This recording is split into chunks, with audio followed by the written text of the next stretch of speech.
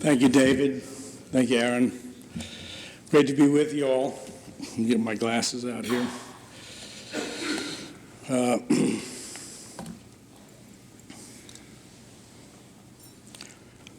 Take a moment to look around this room. Note the people sitting near you. How are they wearing their hair? What kinds of jewelry and sartorial fashion do you see? How are they shod? How do they speak? In regional accents, in jargon, in slang? Do your friends smoke? Do they walk about with the buds of iPhones or iPods plugged into their ears? Are they constantly texting? Are they more focused on people in cyberspace than on the people right in front of them? These kinds of questions could go on and on. They are the visual and audible details of our life at this moment in time, in this place today. And someday, this moment will be so far away, so obscure, so unknown, so mysterious, that some future generation of historians or archaeologists will need all their skills and ingenuity to figure us out. Who were those people? Will they know us by how we dressed, by what tools and gadgets we used, by the books we read or the music we listened to? Will they know us by the language we spoke or the words we wrote? Will they know us by what we believed, or by how we thought, or by what was in our hearts? And how could they even know such things about us? Would we seem strange to that future generation? Would they be able to see and to hold in one vision our difference and our sameness? Could they discern, through technological inquiry unknowable to us, psychological and cultural similarities across the centuries and millennia? Could they peer past the once lost, then rediscovered relics of our lives to discover who we really were, without imposing themselves on us, without burdening us with so many layers of their own prejudices and assumptions, so that all they would be seeing is flawed, undeveloped, obscure, shadow images of their own selves? Gore Vidal once wrote, quote, "Our writers and directors tend to know as little about the country's history as the audience. So when they set a story in the past, the characters are just like us, except they're in costume. But the past is another country. And to bring it to some sort of dramatic life takes a capacity for which there is no English word. It was not until the 18th century that a German, J.G. Herder, coined Einfühlen, the act of feeling one's way into the past, not by holding up a mirror, but by stepping through the mirror into the alien world." Close quote. In Herder's book, Outlines of a Philosophy of the History of Man, written in Weimar in 1784 and published in English in 1799, he speaks of, quote, "perceiving a distant mind," unquote. Perceiving a distant mind. This is an effect we have all experienced, perhaps too rarely, that intellectual exultation in hearing and recognizing a distant voice that seems to be speaking just to us in that moment. And while still in the thrall of that voice, we rush to our closest friends to exclaim, "Have you read Albert Camus? Have you read Hermann Hesse or Kafka or Gabriel Garcia Marquez?" In my case, it was discovering Shakespeare at the age of 12. Suddenly exposed to a range of color and shadow and light, a linguistic illumination of the human soul I had hitherto not known to exist. In one hallucinatory inhalation of language, I had become Hamlet and Ophelia, Prince Harry and Falstaff, Caesar and Petruchio. They were me, and I them. And in that moment, my little life in a small town in New Jersey leapt into a universe of the mind without borders of time or place or mortality. We think we know the roadmap, the contours and borderlands of our own place and time. And to an extent, we do. It spins so furiously and so fast that before we know it, the threads of our own lives have been unspun, and what was known was lost, and what is lost is found again by others, and lost again, and found again. In making films that are set in a distant world, the place we call the past, we are rediscovering what has been lost, what has been forgotten.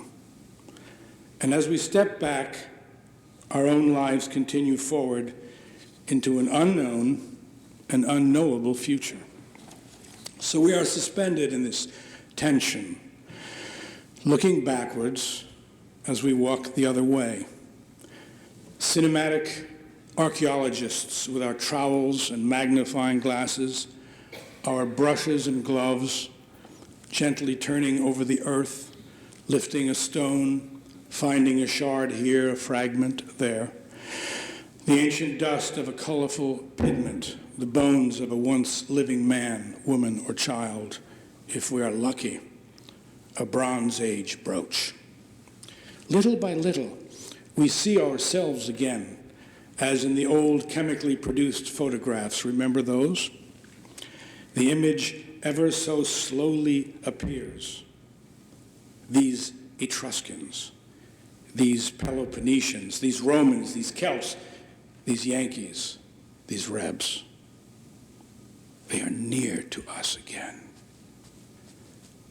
We recognize ourselves in them and yet find them utterly bizarre.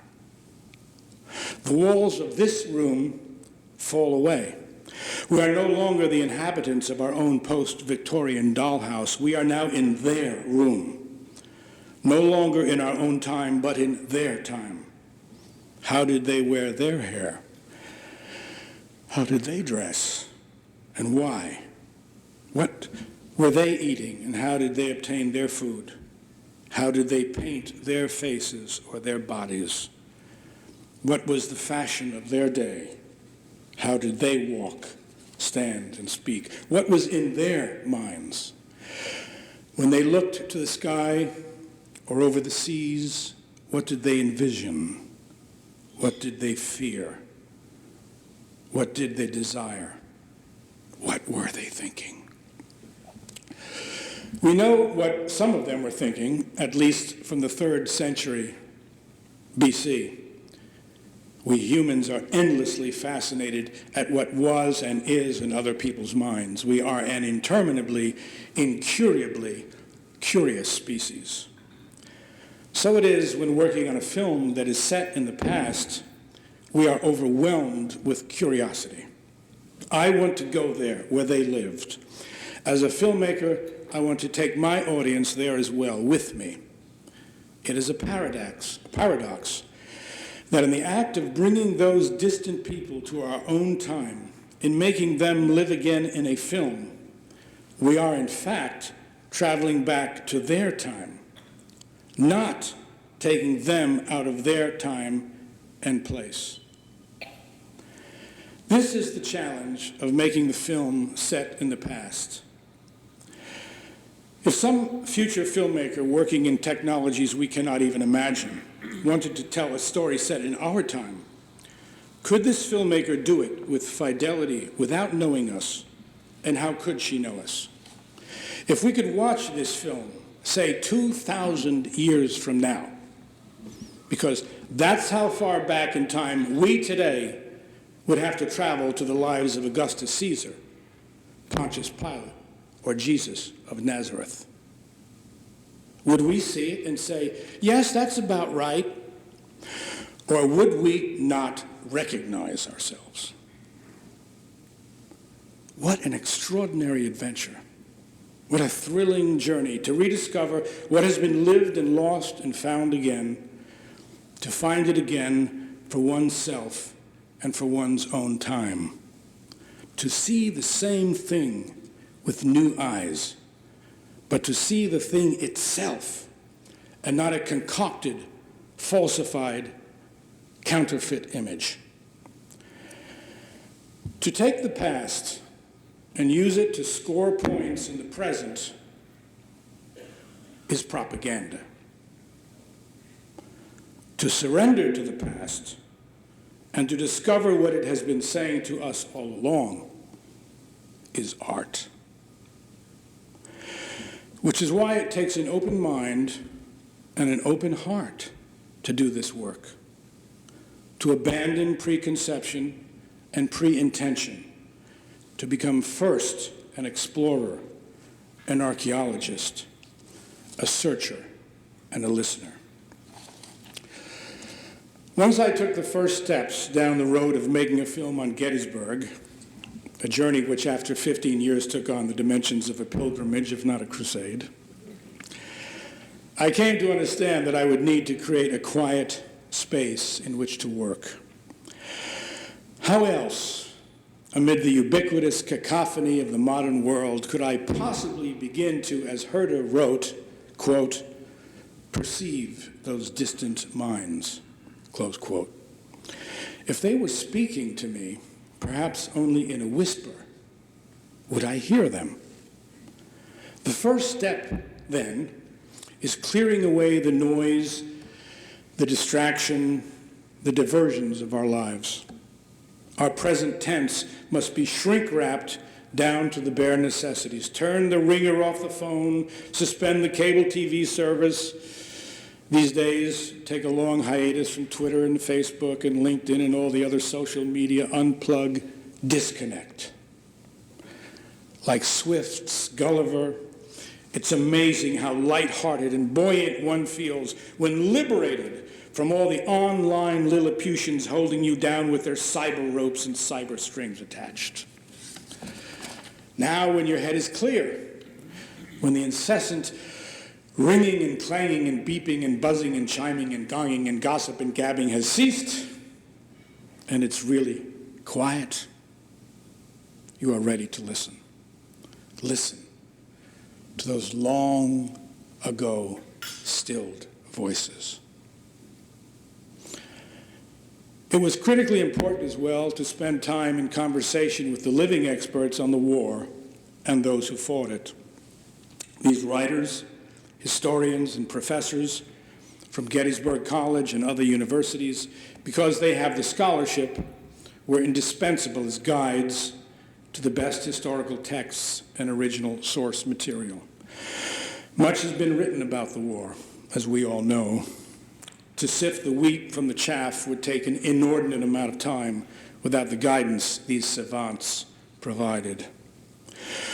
What ensued was the regular, consistent daily work of inquiry, research, collection, reading, interviewing, meeting, traveling, seeing, walking, visiting, listening, thinking, and starting all over again.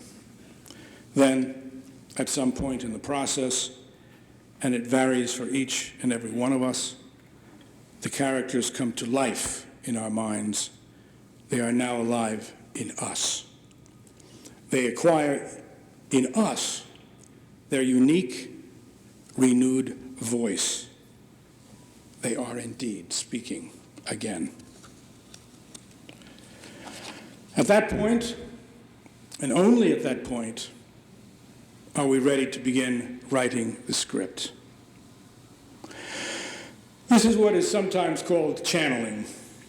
We, the writer, or we, the filmmaker, functions as a finely tuned instrument, providing the strings for this long-lost musician to again play or sing their ancient air. This is obviously far removed from propaganda. There may indeed be a point of view, but it is not an imposed point of view. It is, moreover, a point of view born from the subjects and the world they inhabited, from their moral universe, not ours. Novelists, playwrights, and filmmakers have been inspired by and been grappling with the Civil War for 150 years. Countless movies and documentaries have been made, starting early in the silent era, a century ago. Many more will be made in the years and decades to come. If your intention as a filmmaker is to bring attention to your subject, if it is to illuminate, to get to the truth, it is possible to partially illuminate, to get to some of the truth. To get to more light, more truth, takes generations. Each artist is inspired and makes their own personal connection, which then liberates their own muse in the application of their own craft to tell their own story. What follows are the movies we love, the ones we admire and revisit to see over and over again. We see their flaws, we admit their shortcomings, their mistakes, but each movie in its own way is of intense interest, each movie providing rays of light into that distant place and that intimate heart. If, on the other hand, the intention of the filmmaker is to bring attention to yourself, then illumination and truth are not of paramount interest. What becomes more important is the desire to shock, to outrage, to twist, to demonize, to oversimplify, perhaps to grind a fashionable axe, perhaps to burnish one's own high moral credentials with the Praetorian Guard of the politically correct. Perhaps simply just to be noticed. The filmmaker in this case is saying, "Look at me." John Brown was not at Harper's Ferry. It was a look-alike, an imposter.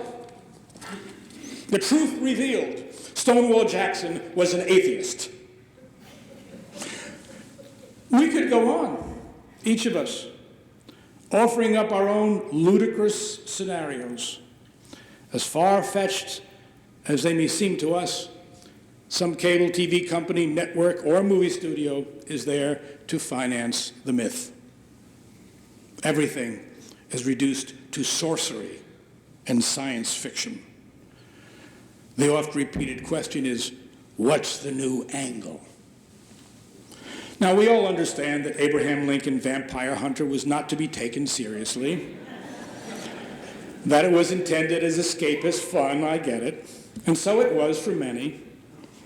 Nevertheless, it shows there's always financing available to turn our ancestors into cartoons of one type or another.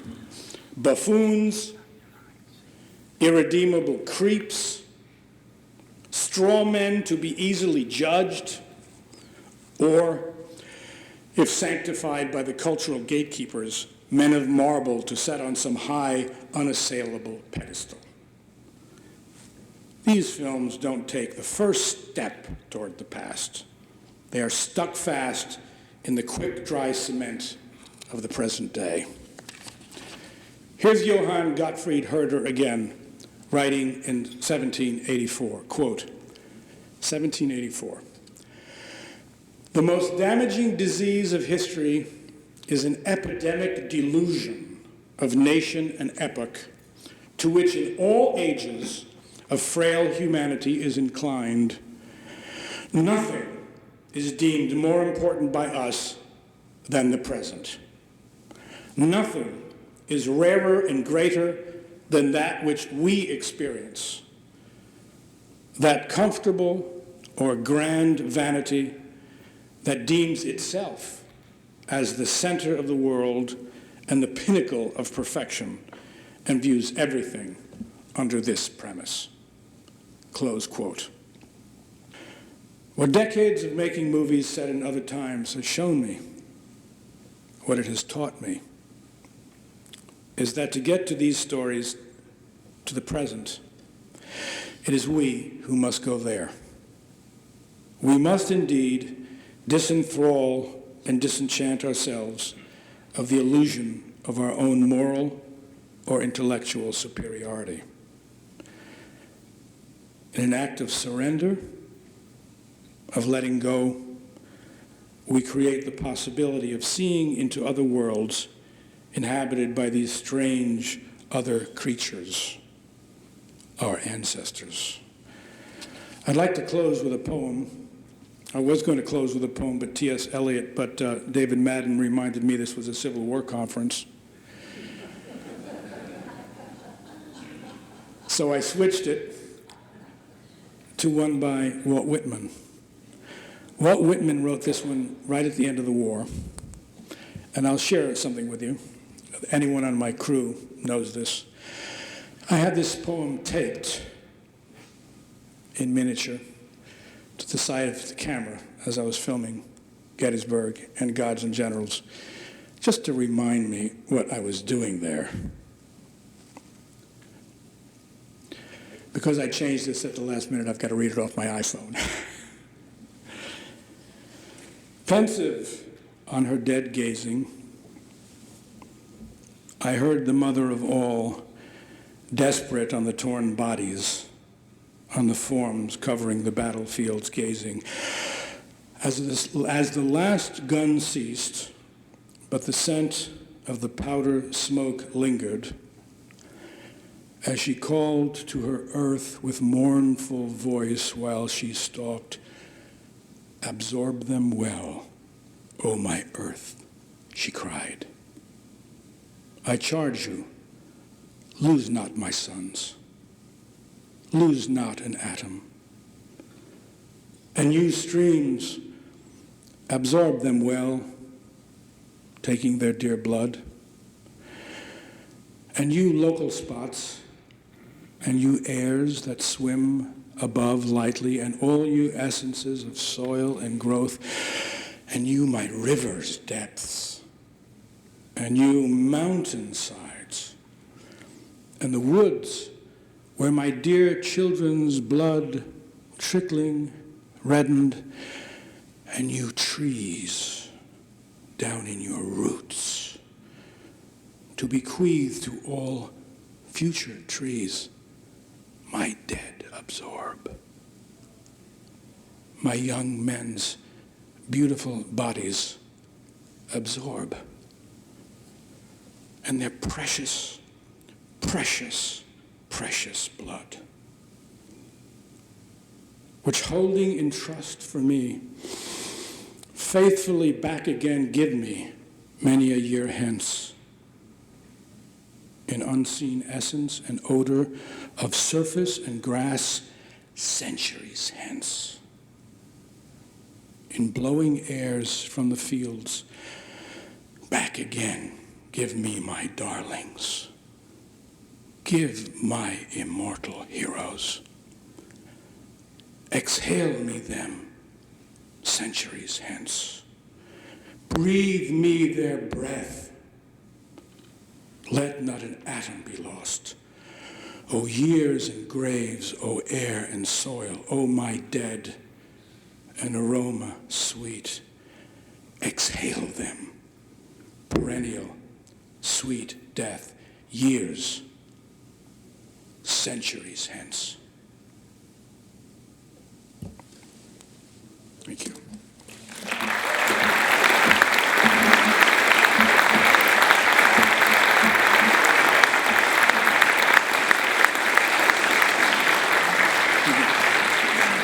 Thank you. Thank you. Thank you.